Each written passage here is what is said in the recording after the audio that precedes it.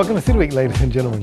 I am your host, Alton West. Today it will be City Hall Day on City Week, so stay tuned for those interviews coming up in just a moment.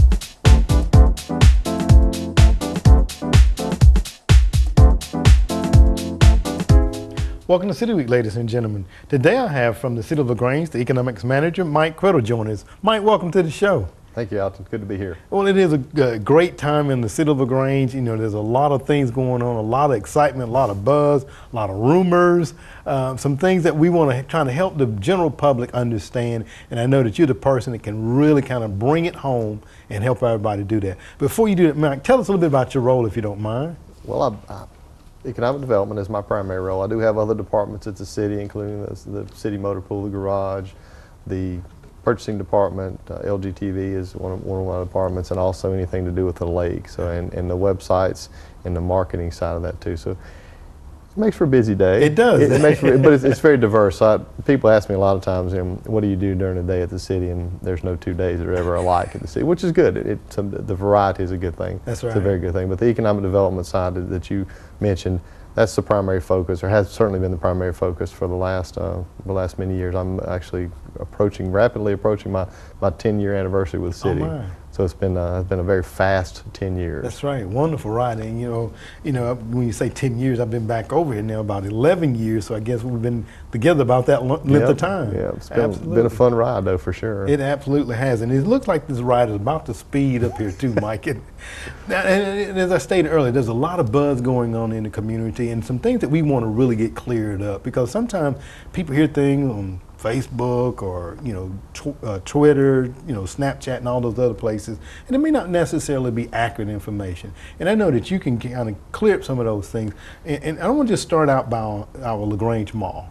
Okay. We saw some development take place there, and it's kind of slowed down. But tell us a little bit about what's going on with the mall. I will, and thank you for bringing that up. And that social media is a great tool, and I know a lot of people stay informed that way. But unfortunately, sometimes there's some things out there that maybe start with a grain of truth and end up somewhere else. And that's okay. I hope I can clear some of that up. The mall is operating under that. We just, last year we approved a TAD, which is the tax allocation district. It's a very good economic development tool for a community like us, because we don't have, we're not Noonan, we're not Peachtree City, we're not Auburn, Opelika, we're not Atlanta. We can't draw people in as easily. So what this does is, and I won't spend a lot of time because I know the audience is kind of, they get bored with TAD discussions, but it freezes your tax base, your tax load, your tax bill at a certain value now. And as you increment the value of the mall through improvements or reinvestment or the things that the whole group is going to do, the tax bill goes up. You pay that tax bill, but it's reimbursed back to the company. So you're giving them back their money from the taxes for a period of, the period of the TAD of 20 years, so that they can repay their investment is what that's for. And what that does, people say, well, why would you do that? It's just a gift to the company. Not really. What it does is allows them to lower the cost of operation at this mall. They can offer lease rates that are less expensive and therefore more attractive to companies that wouldn't normally come here.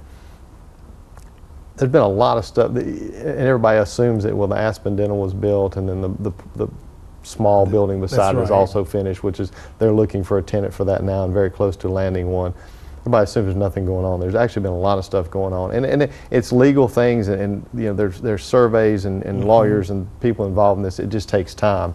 For example, where the Ryan's is, that is going to be torn down, and they're going to move the ring road, which is the surrounding the mall, move it closer in, to allow those parcels to be larger in the front. So it's going to be 3 parcels instead of 1 parcel in the front there. Because the Ryan's parcel is a little triangle piece. It's kind of between the 2 roads, between the parkway and the ring road. And moving the ring road in is going to allow for those 3 parcels. And I said, well, that's easy to do that. Well, not really, because Belk's controlled the ring road on that side. So it was a legal contract that had to be drawn up between Belk corporate and the mall folks to allow them to, well, that just got finished last week. I mean, they've been working on this whole time. Some stuff just doesn't move particularly fast. It takes time. It really does. So, it's drawings, it's surveys, it's lawyers, it's things like that. So that's been done.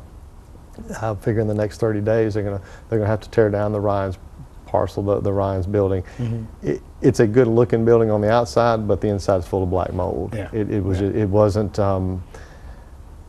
it just can't be saved. It's not worth saving. It would cost more to save it than it would to tear it down and build another one. So. And then so many times, you know, a restaurant or whatever is going to go, they have their set plans of what they want to build to, and that just kind of validates your point. It's easier just to build from ground up. Exactly. They actually had one guy that he operates a chain of barbecue restaurants, and he looked at it because it did fit his. It was close enough where he could adapt his building to that existing structure. Okay. But the black mold that ruined it. Killed the deal. It. Absolutely. Absolutely. Yeah. Well, we're really excited about what will be taking place there in the coming days, months, and I know there's a lot of things. There are a lot of things, and they're very close to signing 2 different contracts for a sporting goods store and also a home goods store, and that's going to add.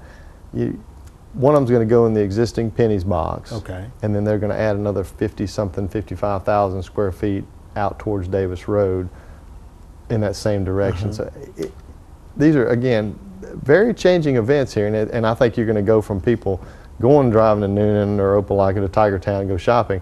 Those people are going to come here. It's going to be different. It's going to be a different dynamic for sure. Very good. Very good. And you know, that's just one of the many things that we have on our radar screen. I want to, if you don't mind, touch quickly on the downtown hotel, because I know that has been, you know, the buzz for a long time. It has, and that's also one that's been a victim of a lot of the social media rumors. Right. But there's again, it's processes and things have to take place. Contracts between lawyers. The property belonged to the city, and then the downtown development authority is involved in that, and then the Callaway Foundation from the parking deck structure that's going to be there.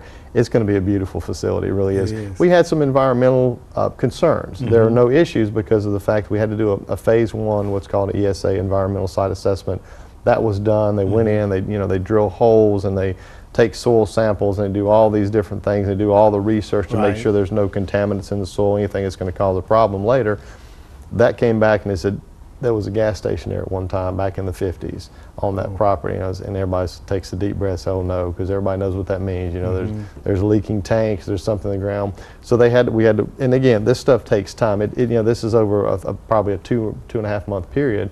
They had to go in, come back, do a phase 2, which is a phase 2 ESA, environmental site assessment, go in, do the drilling. It came back clean. So that's good. They did all the drilling, but it takes time. It takes time to do, you had to send the soil off to certified labs in Atlanta to get them analyzed to make sure there's no petroleum distillates in there, anything left in the soil that's going to cause a problem. And it didn't. So we're very fortunate that didn't happen. Everything's good, and now that holds up the lender. The lenders they don't want to lend money to a project that's going to have an environmental issue that may hold it up for 2 or 3 years. So those letters got sent to the lender about a week and a half ago, and so all that now is back underway, and I think that the building will be coming down. They want to start in construction in August, so the building will be coming down in July. That's great. It's going to be phenomenal. Absolutely. It's again a game changer for the city. Absolutely. Now, and some of our viewing audience may be familiar with it and perhaps have seen in the newspaper or on social media again about the Great Wolf Lodge Resort that's going to be coming to Exit 13. I want to kind of do a 2-phase question here, Mike. There's an extension road that's going to be constructed that will accommodate this development. Talk about that road first, and then jump in talking about Great Wolf. And I'm going to respectfully correct you just a little bit here. Is that the road is not really it's going to help the development, but it was already on the countywide transportation plan. It's going to be if you're sitting at the red light on Pegasus, where it tees into Whitesville. Instead of going left or right, which you have to go now, the road's going to go straight across. And the road's going to be kind of a lazy S, if you will, and it's going to join back into Davis Road before the intersection of Hamilton Road. Okay, that's right. It's a very nice connector. It's going to, what it takes out is that little elbow. It takes out the corner down there, and it's really hard to get out. If you're coming up Davis, turning on Whitesville, it's almost impossible to get out there to turn left there at certain times of the day. You're going to direct all that traffic back up to Pegasus where it all connects together. It's going to be very nice. Now, in the Great Wolf Resort project, the driveway is going to come off of Pegasus, but it wasn't. The misconception was that it was specifically put for that, and it really wasn't. It's been on the countywide transportation plan for years. It's just a matter of getting it completed. The Great Wolf project that's the one that always makes me smile. That's a game changer. It's absolutely. I say that word a lot, but this one. It really is. This is going to bring. I mean, do we have a few minutes? Yeah, we do. Because I want to also ask, talking about the diversity as jobs too, with that will bring. It really changes things. I'm going to read from my sheet here because this is, and I encourage everybody to go to the Great Wolf website, and there's, if you go all the way to the bottom, in the little fine print at the bottom, there's a media section. Click on the media section, and the Lagrange announcements on this, greatwolf.com. Okay. Book your next vacation while you're there too, because it's a pretty phenomenal place to be actually. But the whole facility is 500,000 square feet of family entertainment. 93,000 square feet of that is the indoor water park. I mean, it's huge. It's huge. Yes. You're talking about almost 2 acres under roof there. That's right. It's high ceilings. It's phenomenal. It really is a phenomenal thing. And 600 jobs. Oh my. $150 million investment from the company. The 600 jobs is going to be something that we haven't seen here in a while because, and this is what you alluded to earlier, these are not manufacturing jobs. These are hospitality jobs. These are different kind of jobs. These are jobs. These are lifeguard jobs for your kids during the summer because that's their busy season. Their busy season or busy days, peak days, are when the kids are not in school. This is a family event. This is a family destination, and that's what's going to come here, families. That's right. Lots of lifeguards, lots of restaurant staff, cleaning crews, landscaping people. It's a different variety of jobs than we've seen before, and I think we're going to see an influx of a lot of people in here to get these jobs that are different than your average manufacturing job. Absolutely. And talking about the diversity, our time might just kind of eludes us so quickly here because we could talk all day. We could. But I definitely want to have you come back on because there's another a series of things that may be happening that we want to kind of alert the general public to and have them have accurate information. And I appreciate you and your staff and everybody for coming, making these things happen. So again, we're here talking with Mike Criddle from the City of LaGrange, Economics Manager, and just kind of giving us good information. So Mike, thank you for being on the show today. Thank you for having me. I appreciate it, Alton. Okay. Ladies and gentlemen, stay tuned for more City Week in just a moment.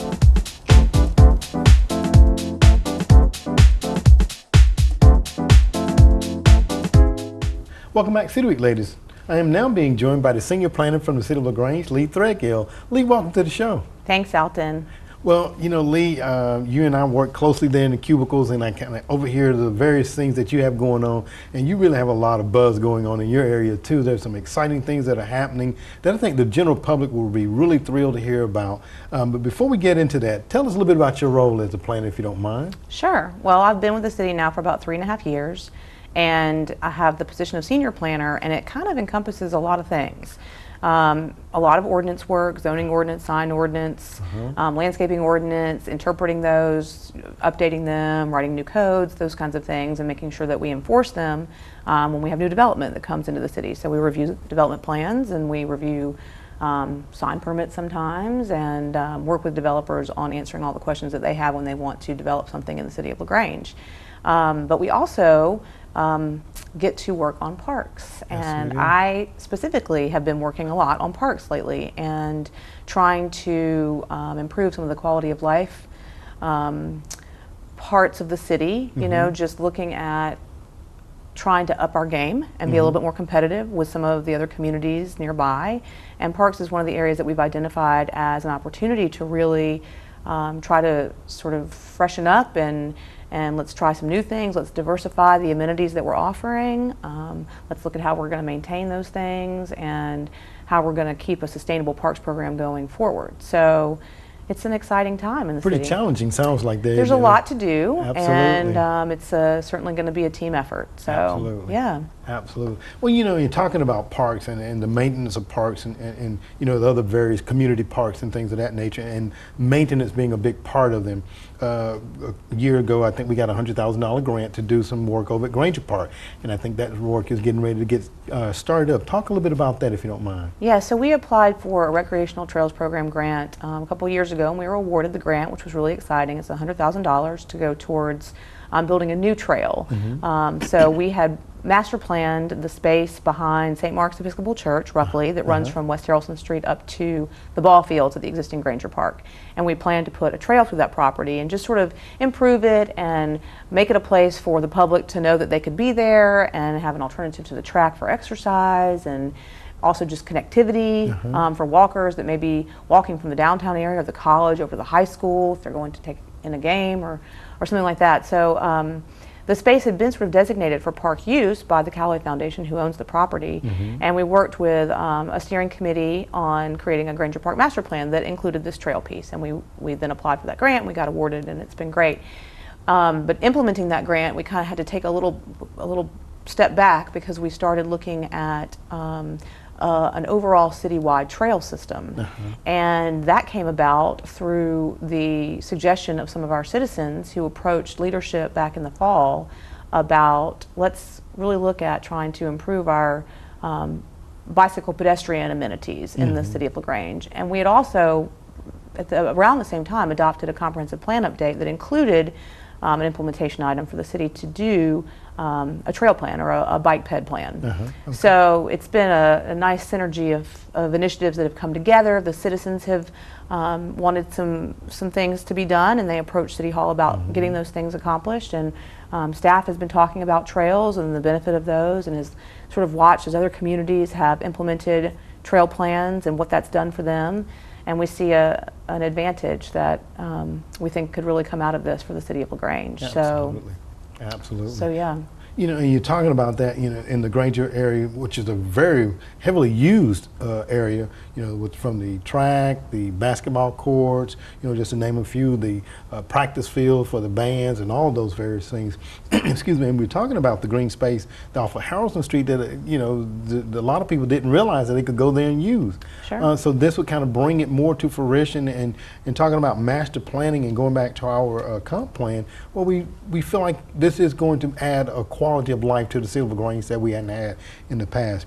Talk about, I know we had an opportunity to go up to Carrollton, and we're talking a little bit more. I want to shift just a little bit. When you talked about that master plan, we're looking at doing some citywide trails. Talk a little bit about that, if you don't mind. That's right. We, the citizen group that approached City Hall was really interested in having some infrastructure that had some distance to it. So the Granger Trail is going to end up being the model mile for the overall system. It's a 1.5 mile segment, so that's not, you know, that's just going to be one piece of it. But to really get an amenity, a linear park kind of amenity for folks to use, where they can go and bike for a while, run for a while, they want to get some distance behind them. We wanted to look at something bigger. And Carrollton had just, in the last 5 years, started doing this trail plan implementation themselves. And their trail system is about 18 miles long, and it's a green belt. It is a true belt around the city. It's a circular loop, and that they have implemented very aggressively over the last 5 years, and have seen a real positive feedback from their community and their citizenry. They've of course got the university is there, and these kinds of amenities are very popular with younger people, millennials, and you know, the youth that are coming up really want an alternative to you know, car transportation wise. They also want recreation opportunities that are, you know, free and you know, easy to use. It doesn't mean all different skill levels can be involved in a trail. So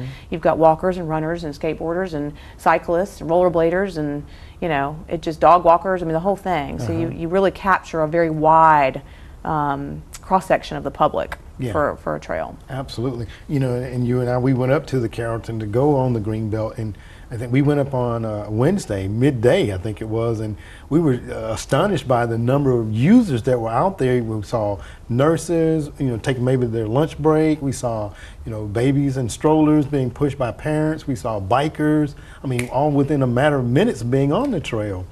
Talk a little bit about what this will mean to the city of LaGrange for something like this to come to fruition. Well, I think that you know, we're working on economic development with the city as well, and this is just another facet of the city where we're really trying to improve our competitive advantage. We're looking to recruit folks to live here. We also want to be sure that we keep the people that live here now and offer them amenities that they enjoy.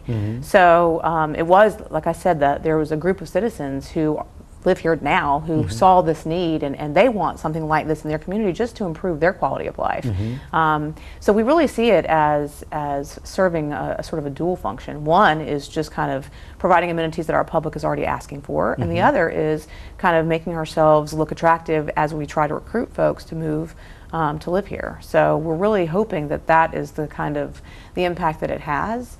Obviously, from a recreational standpoint, you know, a linear park is you know, it's going to have lots of different character to it because you'll be through natural areas in some sections of the trail. You'll be through more urban areas during sections of it. You might be, you know, beside commercial development in one area. You might be, you know, out in the middle of the woods for part of it. So we're really looking forward to sort of seeing how all that comes together.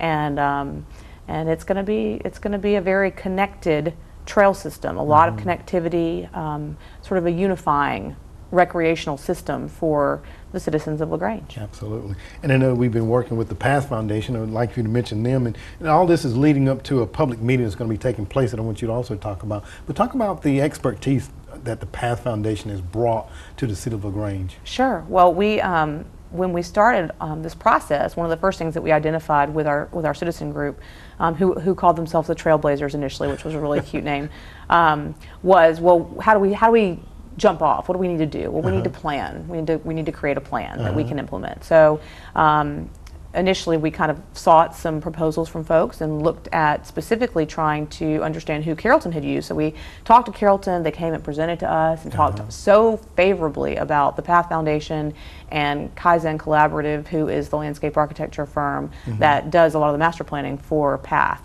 And thankfully we were able to woo them to come and work with the City of LaGrange on our master plan. And it's been a great relationship with Ed McBrayer of the Path Foundation and Greta DeMeo of Kaizen Collaborative. So that's our consultant team, and they'll be at that public meeting on the 19th for the presentation to the public and to sort of showcase the plan that they've come up with so far, the draft of their plan, and also I'm sure they'll share expertise on trail building throughout the Southeast. I think Path has over 25 years of experience building trails. They've done some of the very famous trails that people will have heard of, Silver Comet, the Beltline. They worked on the Carrollton's project. They've worked in Columbus. They're very in demand from a trail building standpoint. So we're excited to have them working with us. Absolutely. You know, I was at a conference not long ago and they were there presenting, and Columbus was there, Carrollton was there, and this is something just really taking off. And just, as you say, it's providing an alternative means of transportation for the millennials and those of us that have gotten a little bit seasoned. We like that, as well in our community.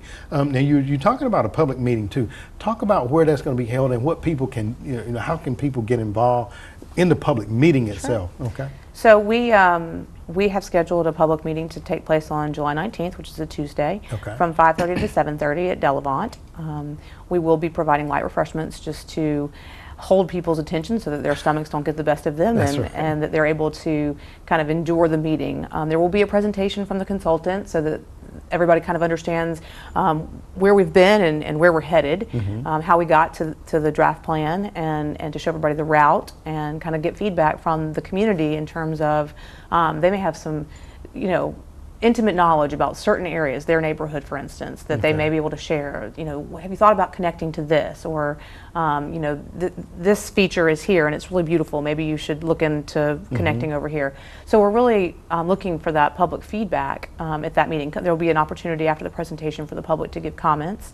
And it will be sort of an informal, I think we'll have route maps set up for people to come and look at and then share feedback, one-on-one with folks or leave comment cards or something like that. So we're very excited about having the opportunity to hear from the public. Eventually the master plan will be adopted by the mayor and council. So this is one of the steps to try to fine-tune the draft route and make sure that we are considering everything that we need to and planning for the trail. Absolutely. Well, it is exciting. You and I have looked at it and I'm going to tell you, I can't wait to see it actually start coming out of the ground, coming to fruition. So we do want to invite the general public to come out July the 19th from 5:30 until 7:30 at Delavant, and you get to hear more about the trail and give some feedback. And Lee will be there, I'll be there, and Ed and Greta both will be there. And our steering committee. Very important part of the whole process is had that citizen steering committee involved from the get-go. We had the original Trailblazers group, and then that transitioned into a steering committee that has been massaging the work of the consultant to get us where we are. So there's already representation from the community, but now we're just kind of opening it up to the entire public. Yes. Okay. So. Well, Lee, thank you so very much for coming on the show today and sharing this information. And I know that we'll just, like I was talking with Mike just a moment ago, there's a lot of things that are going to be going on. People will not realize LaGrange in the next year or so. Sure thing. We hope so. Absolutely. Well, thank you very much, Lee. All right. Thanks. All right. Ladies and gentlemen, stay tuned for more City Weekend in just a moment.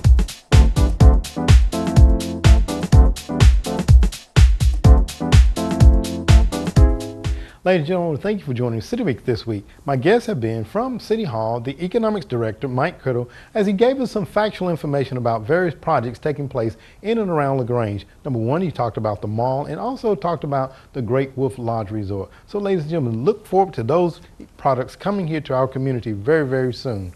Also, we had on from City Hall the Senior Planner, Lee Threadgill, as she talked about an upcoming public meeting that will be held on July the 19th from 5:30 until 7:30 at Delavant to give you more information about the trails. So come on out, ladies and gentlemen, see what we're talking about, and by all means, give us your input. Ladies and gentlemen, I hope that you've enjoyed these interviews, and as always, I want to invite you back for more of City Week.